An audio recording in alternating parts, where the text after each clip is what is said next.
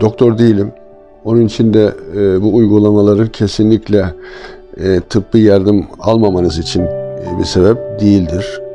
Rahatsızlıklarınız için tabii ki birincil olarak tıbbi yardım, tıbbi tedavi gerektiği takdirde bunları almanızı şiddetle öneririm.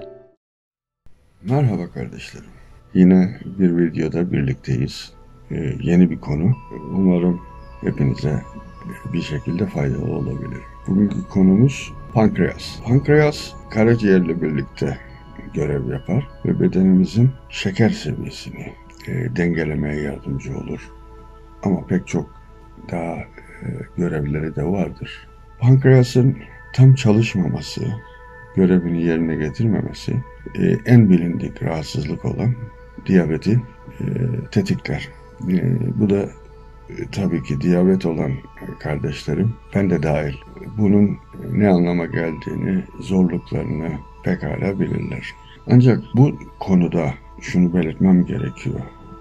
Ben sizlere yardımcı olmaya çalışacağım ama diyabet olmak veya pankreasta bir rahatsızlık olması, bunun kesin ve kesin olarak hekimlerinizden bu konuda tedavi ve onların uygulayacağı ve size önereceği şeyleri yapmanız kesin ve kesin şarttır. Ben Allah'ın izniyle sadece eğer yardımcı olabilirsem iyi niyet ve sizlere olan sevgimle faydalı olmaya çalışacağım. Bunu söyledikten sonra yavaş yavaş başlayalım isterseniz. Pankreasınıza odaklanacağım.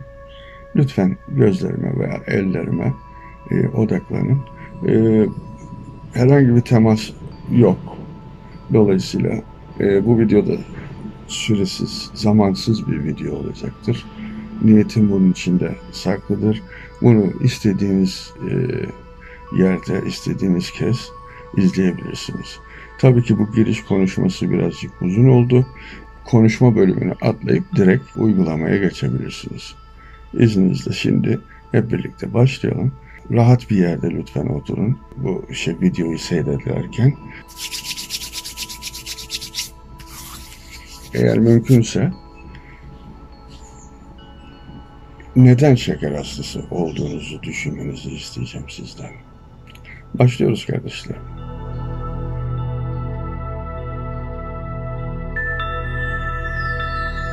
Tabii ki bunun içerisinde ırsi sebepler de olabilir veyahut da yaşam tarzımız da olabilir. Bu nedenle yani hiç kimse kendisini suçlamasına gerek yok. Hayat bize ne verdiyse onu yaşıyoruz.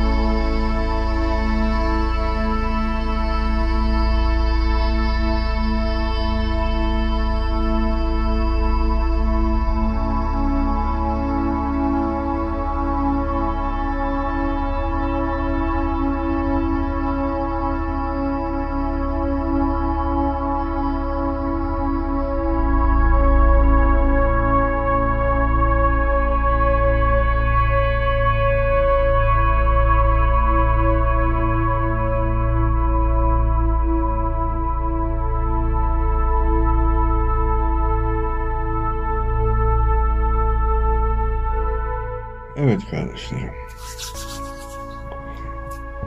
Umarım bir defa daha sizlere faydalı olabilmişimdir. Hepinizi seviyorum. Hepinize güzellikler, afiyet ve şifa diliyorum. Hoşça kalın.